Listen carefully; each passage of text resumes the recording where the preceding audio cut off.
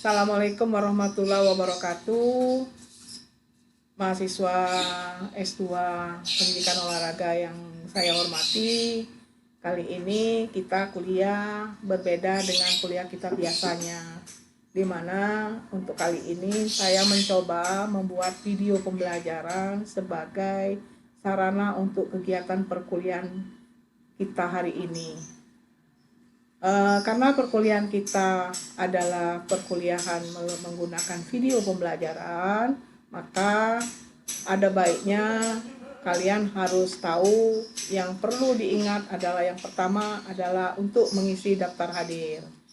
Nah, untuk mengisi daftar hadir ini, kalian bisa membaca di daftar e-learning, di mana yang pertama masuk ke akun e-learning masing-masing, pilih mata kuliah tes dan evaluasi dalam pembelajaran penyiar, masuk ke daftar hadir pada bagian atas. Selanjutnya, ini adalah daftar hadir dengan cara mengklik submit dan attention-nya.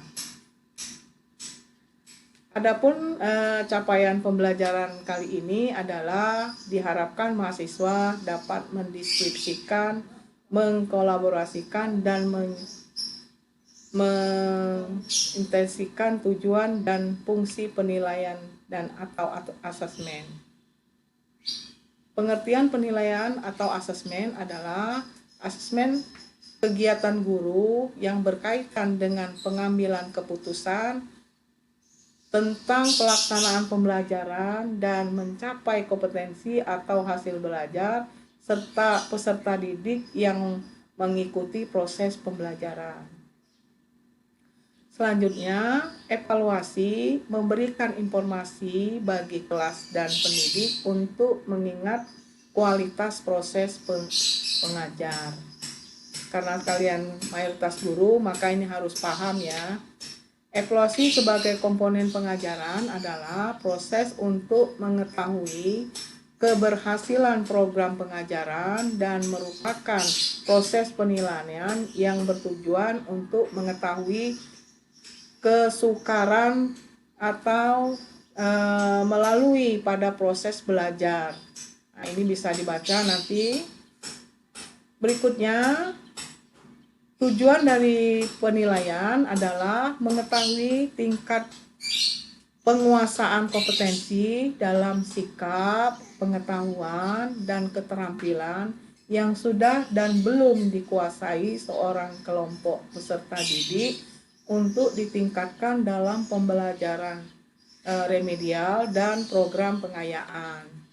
Kemudian menetapkan ketuntasan penguasaan kompetensi belajar peserta didik dalam kurun waktu tertentu yang mungkin harian, tengah semester, satuan semester, 1 tahun, dan masih dalam kurun waktu studi satuan pendidikan. Menetapkan program perbaikan atau pengayaan berdasarkan tingkat penguasaan kompetensi bagi mereka yang diidentifikasikan sebagai peserta didik yang lambat atau cepat dalam belajar dan mencapai hasil belajar.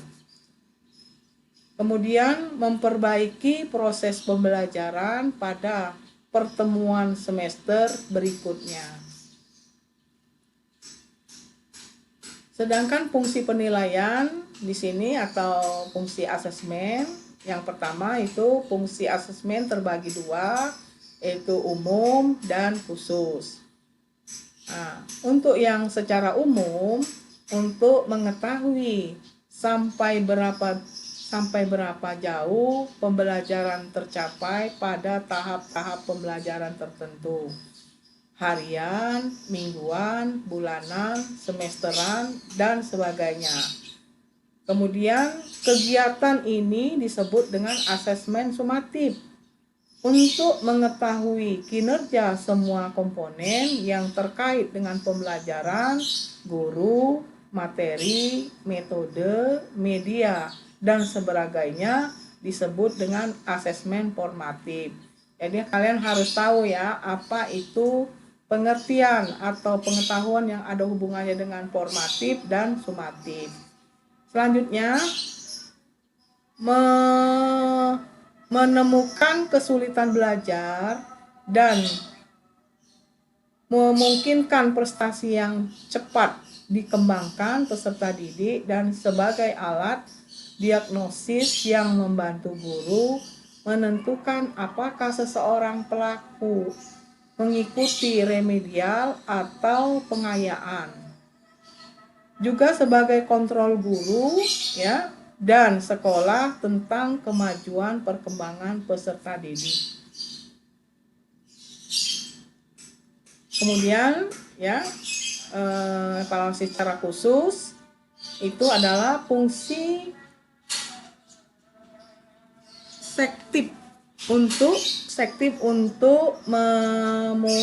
memutuskan siswa lulus atau tidak lulus, naik kelas, apa tidak naik kelas, dan sebagainya. Berikutnya adalah fungsi diagnostik untuk mengidentifikasi kelemahan, sumber kelemahan komponen pembelajaran. Berikutnya adalah fungsi penetapan, pengelompokan bakat, minat, dan kesulitan, dan sebagainya. Selanjutnya adalah fungsi motivasi, mendorong siswa untuk belajar.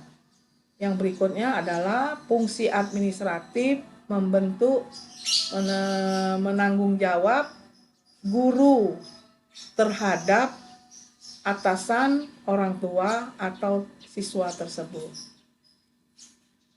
Berikutnya adalah gambaran sejauh mana seseorang peserta didik telah menguasai suatu kompetensi.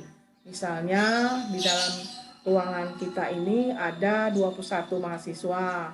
Nah, untuk mengetahui itu maka diperlukan hal-hal yang telah saya jelaskan tadi. Berikutnya adalah mengevaluasi hasil belajar peserta didik dalam rangka membantu peserta didik memahami dirinya, membuat keputusan tentang langkah berikut yang baik untuk pemilihan program, pengembangan kepribadian, ataupun untuk penjurusan sebagai bimbingan. Sekarang yang kita akan bahas berikutnya adalah manfaat penilaian atau asesmen. Untuk mengetahui tingkat pencapaian kompetensi selama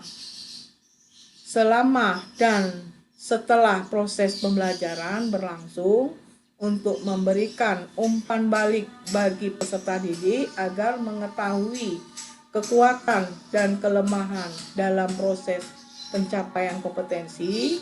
Berikutnya adalah untuk memantau kemajuan dan mengorganisasikan kesulitan belajar yang dialami peserta didik sehingga dapat dilakukan pengayaan atau remedial. Berikutnya adalah untuk umpan balik bagi guru dalam memperbaiki metode pendekatan, kajian dan sumber belajar yang digunakan saat proses pembelajaran. Selanjutnya adalah untuk memberikan pilihan alternatif penilaian kepada guru. Dan berikutnya untuk memberikan informasi kepada orang tua dan komite sekolah tentang alternatif pendidikan. Sekarang sasaran penilaian atau asesmen. Semua komponen pembelajaran, tepat tidaknya, rumusan tujuan, penilaian, materi, metode, media, kinerja guru, kondisi siswa, dan sebagainya adalah merupakan sasaran penilaian asesmen yang akan kita capai. Sedangkan penilaian memiliki pengawasan kepala sekolah, guru, siswa, orang tua, siswa, dan masyarakat. Selanjutnya, prinsip-prinsip penilaian atau asesmen. Yang pertama adalah menyeluruh, ya. Yang kedua adalah berkesinambungan. Yang ketiga adalah objek. Yang keempat adalah siapa pendidiknya. Kemudian yang kelima, berorientasi pada indikator ketercapaian. Yang berikutnya adalah sesuai dengan pengalaman belajar. Artinya, untuk pengalaman belajar di sini, Anda mengajar SD beda dengan SMP, beda juga kalau Anda mengajar di SMA. Sekarang rambu-rambu penilaian atau asesmen. Ya. Memandang asesmen atau penilaian itu kegiatan pembelajaran secara terpadu, artinya asesmen menyatu dengan proses pembelajaran. Sedangkan pengembangan strategi yang mendorong dan memperkuat asesmen atau penilaian adalah sebagai cermin diri. Berikutnya, melakukan berbagai strategi asesmen atau penilaian di dalam program pembelajaran untuk mengendalikan berbagai jenis informasi tentang hasil belajar peserta didik. Selanjutnya, mempertimbangkan berbagai kebutuhan khusus peserta didik. Sekarang adalah karakteristik penilaian atau asesmen. Apa yang dimaksud dengan belajar tuntas? Belajar tuntas adalah peserta didik tidak berkenan mengerjakan pekerjaan berikutnya sebelum mampu menyelesaikan pekerjaan dengan prosedur yang benar dan berhasil. Yang baik, peserta didiknya tidak diperkenankan mengerjakan pekerjaan berikutnya sebelum mampu menyelesaikan pekerjaan dengan prosedur yang benar-benar berhasil dan yang baik. Nah, itu yang disebut dengan karakteristik penilaian atau asesmen.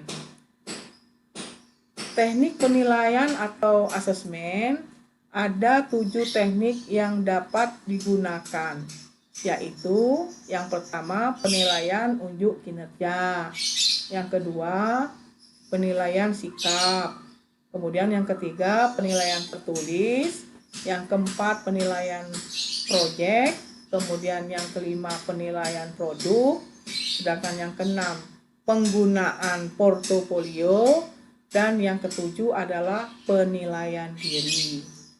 Untuk instrumen penilaian atau asesmen, jenis-jenis instrumen tes antara lain A, menurut Satpan itu tes kemampuan atau attitude tes, dan tes hasil belajar atau instrumen tes menurut cara menjawabnya itu tulisan, lisan, atau perbuatan. Kemudian menurut jumlah subjek, individu, kelompok. Sedangkan menurut cara penilaiannya objektif, subjektif, dan IC. Menurut fungsinya sumatif, formatif, dan selektif. Penempatan atau diagnostik. Sedangkan menurut perbuatannya tes baku, tes standar, perbuatan oleh guru.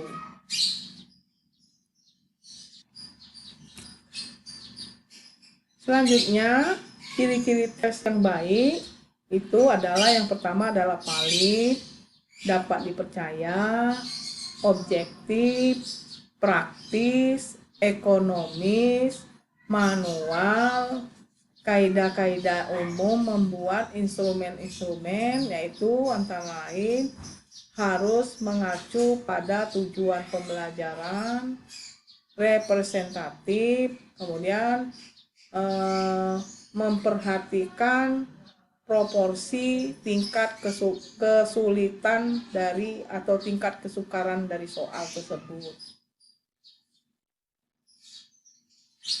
Selanjutnya adalah manfaat hasil penilaian bagi peserta didik yang memerlukan remedial, kemudian bagi peserta didik yang memerlukan pengayaan, kemudian yang berikutnya adalah bagi guru dan bagi kepala sekolah.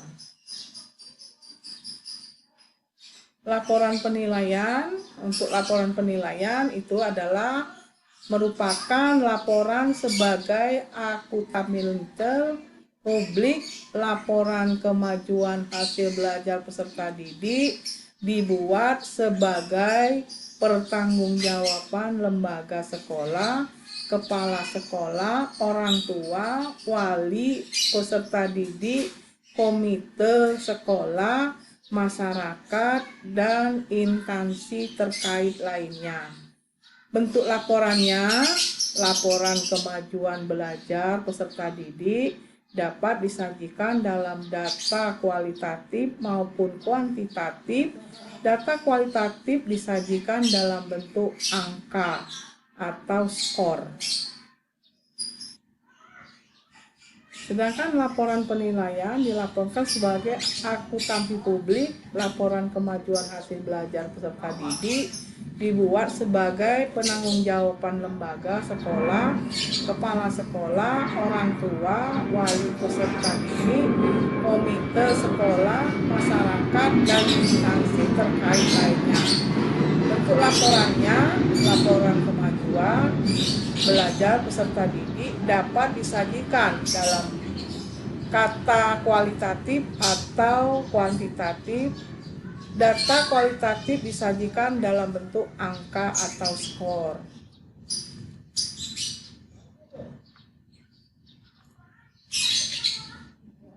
Mungkin itu saja yang bisa saya sampaikan pada video pembelajaran saya. Saya ucapkan terima kasih. Wabillahi taufiq wal hidayah. Wassalamualaikum warahmatullahi wabarakatuh.